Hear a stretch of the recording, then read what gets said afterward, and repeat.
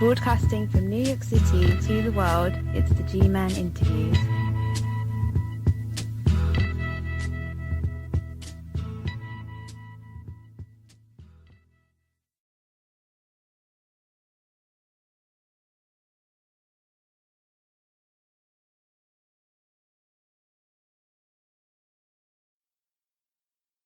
Welcome. Noelle Hanrahan is an investigative journalist, private investigator, and the director of Prison Radio. She's also the producer of the theatrically released feature documentary Long Distance Revolutionary, A Journey with Mumia Abu Jamal. She spent her formative radio years at KPFA Radio in Berkeley, California, and has edited and produced many Mumia Abu Jamal projects, including All Things Considered. She attended Stanford University and graduated with a BA in Gender, Race, and Class Studies, and received an MA in Criminal Justice from Boston University. According to Hanrahan, Prison Radio challenges unjust, racist, and sexist police and prosecutorial practices that result in mass incarceration and the literal disenfranchisement of huge segments of our population. Since 1990, Prison Radio has been at the very forefront of the movement challenging mass incarceration. The prisoners we work with have complete editorial freedom. Prison Radio seeks to amplify their uncensored voices, and we contribute those voices to documentaries, features, and movies. We also make them available through our websites and newsletters. Prison Radio is broadcast on over 1,200 radio stations and reaches millions of listeners and viewers, and is a project of the Redwood Justice Fund, which was founded in 1990 by Tanya, Brannan, and Judi, Bari. It's a pleasure to welcome you to the show, Ms. Hanrahan. Thanks for having me. For the benefit of those unfamiliar with the case, especially teenagers, I'm going to begin by asking you to provide a summary of Mr. Abu Jamal's case and explain why so many people in this country and abroad, including celebrities, are demanding a retrial. Mumia Abu Jamal was a journalist in Philadelphia in the early 80s and late 70s. He was a trained broadcast journalist, and he was covering a lot of the news of the day. He came into contact with the Fraternal Order Police and the Philadelphia Police Department. And in that altercation, when he, in the middle of the night, was driving a cab, got out, saw an altercation happen, ran across the street, he was shot. The police officer was also shot. That was on December 9th, 1981. At the time of that incident, Mumia was the president of the Philadelphia Black Journalists Association. He was working at a variety of different newspapers and radio stations throughout the Delaware Valley. When he was shot and then subsequently arrested, he was charged with the murder of that police officer. Within 6 months, he was convicted and sentenced to death row. He spent 30 years on death row in Pennsylvania. He has now spent 4 years doing life without possibility of parole, so he's been in for a total of 34 years. A lot of organizations really look to Mumia's case as a symbol of sort of the corruption of the prosecutorial system and the Philadelphia Police Department, including Amnesty International and Nelson Mandela. Why teenagers, in fact, young people who were born far past the time that he was arrested even, might be interested in Mumia is because of the legacy of both black journalism and prophetic black voices for justice and for sort of the equality that is a promise, maybe a promise of the 60s, a promise of the 70s, but as we're seeing now, really probably hasn't been realized. So I think that a lot of cultural figures, from the Alice Walkers to the Mos Defs to the Talib Kwelibs to the very new generation of rappers such as Immortal Technique, I think people really look to these iconic voices of resistance, the people who, throughout their history of work, Mumia's journalism continued. That history of work is the definition of a resistance to a culture that is probably soul-killing for black people. So I think that the young people really get a lot of sense of historical import plus catalytic energy. It's sort of like a turning towards Che for a look to the future. It's sort of where maybe the folks in Chiapas and the Zapatistas and other people, and sort of a tradition that people can turn to look forward to what we need to do now. And one thing I can say is, remember at the beginning of the Obama presidency, people were talking about the diminishing of the color line, that we're a colorblind society. 8 years later, no one is having that conversation. In 2015, he almost died from complications associated with diabetes. What happened in that situation? Mumia really is like every man, every black man. I mean, he's unexceptional in many regards. When you're in prison, things happen. So he very likely got the hepatitis C virus when he was shot because they didn't check blood transfusions, and he had massive blood transfusions when he was shot at the incident on December 9th. That was before they were checking any of the blood supply for HIV or hep C virus. That disease takes about 20 or 30 years to have complications from it. 1 in 7 African American men in this culture have hepatitis C or have chronic hep C. Also, it's the biggest infectious disease in the country. It affects 3.2 million people, kills more people than AIDS, kills more people than any other infectious diseases, all of them combined. So it's a national health crisis that the CDC is on. People are really starting to talk about this. Now, amazingly, there's a cure. 2013, they invented a cure, 95 to 99% cure rate, minimal side effects, 1 pill a day for 12 weeks. Now, you asked the question, Mumia's diabetes and his treatment in the ICU in March of 2015. Mumia Abu Jamal was getting treatment for a very invasive skin rash. His hepatitis C attacking a major organ. The skin is an organ. So he was in dire straits. So they were putting a steroid cream on his arms and on his body. That triggered a diabetic reaction. So he's susceptible to diabetes but doesn't have it. Well, when they got the high test rate, the prison being a prison and the infirmary being what it is, they didn't test him. Again, after noting that in his records, that means he went 3 weeks without having his blood sugar tested, and he fell into a diabetic coma. He was rushed to the hospital in renal failure. He was minutes from death. And it was because they hadn't been monitoring his blood sugar levels. Prison Radio recently sent out a national plea for public support, part of which stated, "We are concerned about Mumia's deteriorating health, as has been witnessed in recent weeks by his visiting doctor, clergy, counselors, teachers, family, and friends. Evidence of intensifying hepatitis C symptoms and possible development of the diabetes that nearly killed him a year ago call for immediate and appropriate treatment." Could you elaborate? So there is a cure, and we've been in court for a year. So we've been in federal court. We're awaiting a decision from Judge Mariani, who is deciding this case. It should come any day. This is whether he gets the fast-acting antiviral cure, period. That's what we're waiting for. We think they should just give it to him. He's been without treatment for a year. They're doing palliative care. They're putting cream on his body. They are giving him phototherapy for the symptoms that are generated by the hep C. But they are not treating the underlying infectious disease that is progressive. They even said themselves that he has a 63% chance of having cirrhosis of the liver. He is incredibly sick and needs to be treated immediately. And yes, we are in federal court awaiting that decision. The other thing is, Mumia's got symptoms now that are very similar to what he had last year around this time, critical symptoms of diabetes. They took a blood test on March 4th, yet they have not provided those test results to either Mumia in person with a paper or to his lawyers. It takes a day to copy this stuff.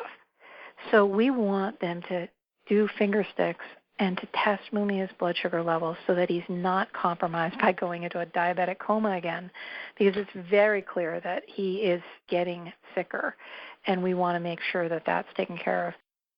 The reason that they published in the Philadelphia Inquirer on Friday that they were not giving Mumia the fast-acting antiviral drugs was that they didn't want Mumia Abu Jamal to jump ahead of the line. And when I wrote back to the Inquirer writer, I said, well, there are, by the Department of Corrections' own standards, 7,000 people with chronic hepatitis C.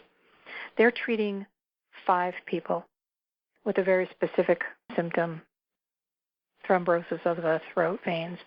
So they are treating 5 people. That's 0.00007%. This is about the fact that Correct Care Solutions, the corporation that has the contract for providing care for Pennsylvania inmates, is deciding that it's cheaper to let people die. So there are very, very sick people, thousands, who are in Hep C care clinics, by their own statements, Hep C care clinics, where they are left to die because it's cheaper than treating them. Have you spoken directly with anyone from Governor Wolf's office or representatives at the Pennsylvania Department of Corrections? And if so, how did they respond? We do talk to them on a regular basis, and they are obstreperous. They stonewall. They're like, it's in litigation. They say the same things they're saying in public, which are the same things that are in their papers. They say things like, we're providing the correctional standard of care, one. They say, we are treating people for hepatitis C. So they're saying things that are diametrically opposed to the evidence that was developed at the hearing in December. It is shocking. You know, it's like I would encourage your listeners to read Harriet Washington's Medical Apartheid. It's very hard to read, but it is telling the story of what is happening in this culture. I mean, there is serious accountability issues here, and doctors providing substandard care that violates the Hippocratic Oath, if not the Eighth Amendment of the U.S. Constitution. When was the last time you spoke to Mr. Abu Jamal? I spoke to him on Sunday. What did he say, if you're at liberty to disclose that information? Oh, you know, Mumia is an amazing guy in that he works a lot, as much as he can, even when he's in his sickest state. So if you listen to the stuff on Prison Radio's website, you'll be able to go to moments when he was probably very, very sick. If he can lift his head up off the infirmary pillow, he can deliver a commentary, and he talks about commentaries of the day. So his latest one is about Trump. And so that's what we were doing. We do a lot of work, 2 to 3 commentaries a week, public issues of import to everyone. What would you say to those who take the position that this situation is simply a result of extreme incompetence on the part of the Pennsylvania Department of Corrections and other agencies, and not a concerted or sustained effort to end Mumia Abu Jamal's life? Well, like I said before, he's like every man. I mean, he's not especially targeted in this case. Every single person is facing this who's in prison, so it affects a lot of people. Then the other thing I would say to people as well is there was a motivation and a strategy and a plan for slavery and white supremacy. It is exactly like what we have today. It is the same. The incarceration of 1 of 3 black men, the criminal industrial complex where we are incarcerating 1 of 99 people currently and 1 of 46 will do time, that is a strategy. That is a planned, calculated strategy to affect sort of an economic agenda, but they are certainly using race as part of it. There is no explanation for the disparate sentencing and for the targeting of inner city communities around place, race, and class. People are targeted around place, race, and class. It is just true. And if you don't think that there's a reason for it, you're missing the equation. Slavery was not a mistake. It was an agenda. And the same is true of today. The words may have changed but it's still in the Constitution. I mean, slavery wasn't abolished. I mean, that amended except in prison. I'm going to give you the last word. If there's any agency or person you'd like to publicly address regarding this matter, please take the opportunity to do so. I think it's really about the people. You know, I know the role that those people who are heading the agencies are taking for whatever their reasons are, right? It's really about what we're capable of as a community in terms of demanding the level of justice for all of our people. I mean, these are our mothers, these are our brothers, these are our fathers. I mean, really, it's about what kind of culture and community that we need and honoring people, like knowing that there's human dignity in everyone, and that the class of criminals, the class who are people who are in prison, have this incredible human rights and dignity. So I would say all of us, if that motivates you to stand up and hold people accountable in positions of power, it's going to take all of us doing that on a daily basis, honoring both ourselves and our people and our friends, and privileging their right to not be part of the carceration nation. Thank you very much for being here, Ms. Hanrahan. I greatly appreciate it. Okay, take really good care. Thanks. Governor Tom Wolf, Stan Wolford, Senior Vice President, State Prison Division for Correct Care Solutions, and representatives for the Pennsylvania Department of Corrections were contacted and invited to appear on this show to discuss the information presented by my guest. They were also invited to submit comments. There was no response from the governor or the Correct Care Solutions official, but Susan McNaughton, Communications Director for the Pennsylvania Department of Corrections, submitted the following email statement. This case is a matter of litigation, and DOC officials do not discuss matters of litigation, so we respectfully decline. Thank you for joining me, ladies and gentlemen. Until next time, stay cool, stay safe, and stay informed.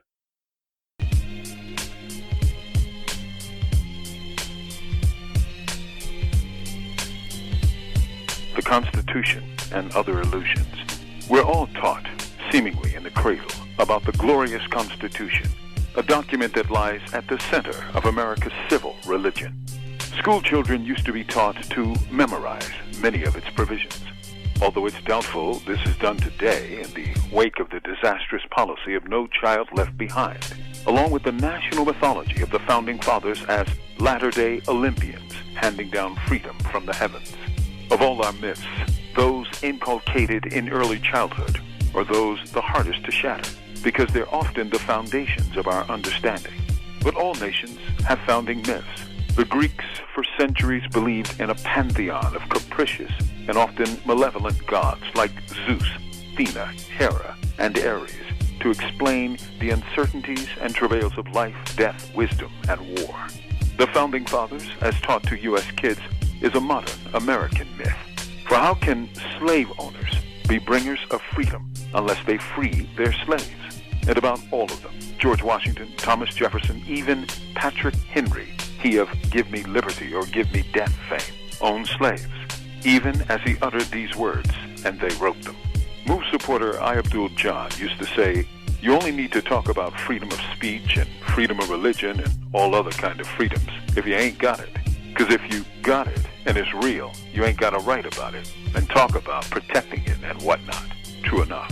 In 1865, as the smoke cleared from the U.S. Civil War, Congress passed the so-called Reconstruction Amendments, allegedly granting citizenship to millions of black freedmen, many who fought to preserve the Union. They prohibited discrimination and protected voting rights on paper. In fact, through white terrorism, racist courts and legislatures, those constitutional rights were ignored for 100 years by both state and federal governments until the rise of the modern civil rights movement at the middle of the 20th century. And now we have the rise of another myth, that of the freedoms brought by this movement, or granted by enlightened courts. Truth is, new freedoms did emerge for those who could afford it. By that I mean a select class freedom was granted to the black middle class who could access it. For the black poor, the Constitution has all of the relevance as that expressed by the writer Anatole France, who quipped, "The law, in its majestic equality, forbids the rich as well as the poor to sleep under bridges, to beg in the streets, and to steal bread." Where is the constitutional right to an education, to a home, to a job, or even to life? As long as a piece of paper is worshipped, people will continue to suffer as others celebrate. From death row, this is Mumia Abu Jamal. These commentaries are recorded by Noelle Hanrahan of Prison Radio.